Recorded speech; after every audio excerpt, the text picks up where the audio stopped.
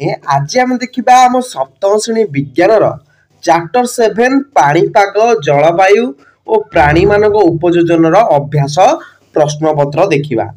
एक नंबर प्रश्न पाने पाईर उपादान गुड़िक नाम लेख है पाणीपागर है पाणीपागर अवस्था जानापी मौलिक उपादान गुड़िक है कौन सठिक भाव में तापमात्रा वायुर चाप वायुर गति वृष्टिपातर परिमाण आउ बादलाभ अवस्थिति आउ आर्द्रता बुझिला ताले यही तो कहूँ पाणीपागर उपादान गुड़िक नाम। तापर 2 नंबर पिला नाम देला पाणीपाग और जलवायु मध्य किए अधिक परिवर्तनशील तुम उत्तर यथार्थता दर्शाओ। पिला माने पाणीपाग और जलवायु मध्य पाणीपाग अधिक परिवर्तनशील कहीं गोटे स्थानर वायुमंडल तापमात्रा आर्द्रता वृष्टिपात और वायुर वेग आदि कारक गुड़िक विचार को नहीं से दिन पाणीपाग निर्माण करा जाए।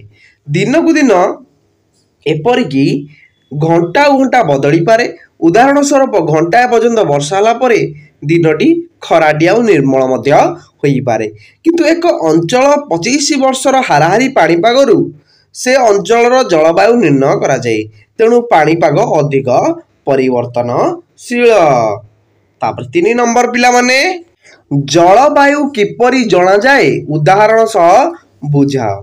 पिला माने आमे जानू एक दिन रे एक समय रे वायुमंडल अवस्था को पाग कहते आम एटा जानले कि नहीं ताले पाणीपागर अवस्था जानिबा पाई आवश्यक उपादान गुड़ी को जानिया परे निर्दिष्ट स्थान रे कोनोसी एक दिनर 24 घंटार है कोनोसी एक दिनर वायुमंडलर विभिन्न अवस्था समक्रम रे विचार करी सेही स्थानर पाणीपागर हाराहारी विवरण प्रस्तुत करा जाए।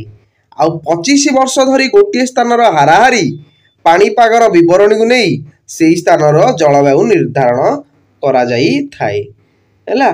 पृथ्वी पृष्ठ रे कोनोसी स्थान रे जलवायु से स्थानर वृष्टिपात वायुर उष्णता चाप गति और आर्द्रता आदि उपादान उपरे निर्भर करे। जदि गोटे अंचलर तापमात्रा वर्षर अधिकांश समय अधिक रहे और ता सहित से अंचल जदि अधिक परिमाण वर्षा मध्य हेउथाए तेबे से अंचल जलवायु उष्म और आर्द्र कुआ जाए है कोटा आर्द्र रहा कोटा ये आम बुझिले।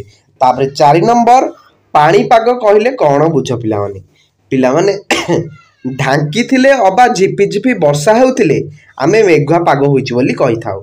ताहले उक्त विवरणी से स्थानर पाणीपागर प्रकार भेद आमे जानी पारिबा। ताहले पाणीपागर अवस्था जानिया पे उपादान गुड़िक है वायुमंडल तापमात्रा वायुर चाप और गति आ वृष्टिपातर परिमाण बादलर अवस्थिति और आर्द्रता इत्यादि यही सबू तथ्य संग्रह करी निर्दिष्ट स्थानर कौनसी एक दिनर आमे कौन हाराहारी विवरण प्रस्तुत करे।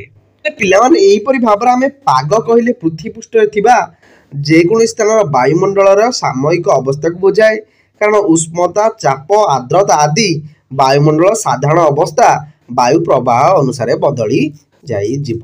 ताले इटा हमर पाणीपाग विषय आमे जानिल। तारे 5 नंबर देला बेंगर पिलाने उपयोजन वर्णना कर।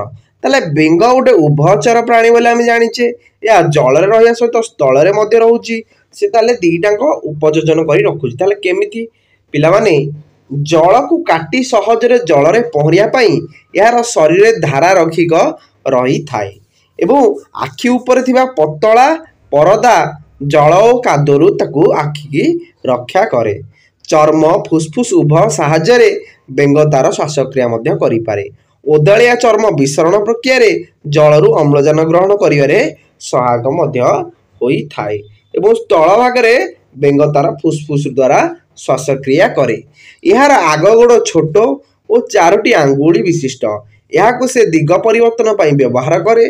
पछ गोड़ 2टी बड़ और 5टी आंगुली विशिष्ट एवं परस्पर परदा द्वारा युक्त जल रे पहरिबारे और स्थल भाग रे डेइबारे यह सहायक होई थाए। ई भाव रे बेंग तार कौन उपयोजन करि थाए।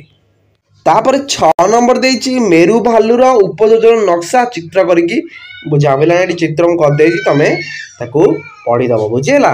तापर 7 नंबर पिला माने परिव्राजी पक्षी कौन एटा पिला माने परीक्षा रे मध्ये बहुत थर आसिलानी परिव्राजी पक्षी कौन जेउ पक्षी प्रतिकूल जलवायु जनित अवस्थारू मुक्ति पाइबा पाई गोटे स्थान रु अन्य स्थान को गमन करिथाए ताको हमें परिव्राजी पक्षी कहबा हैला।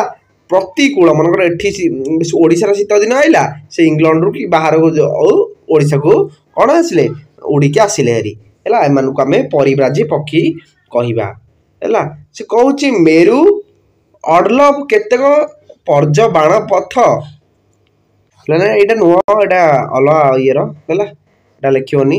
तापर पॉइंट लिखिबो साइबेरिया रु केतेक पक्षी दीर्घ पथ अतिक्रम करी ओडिसा चिलिका राजस्थान भरतपुर और हरियाणा साइबेरिया रु हैला साइबेरिया रु आसी थांती बुझला। एटा एति लिखि दबो एति भलो मार मिलियो।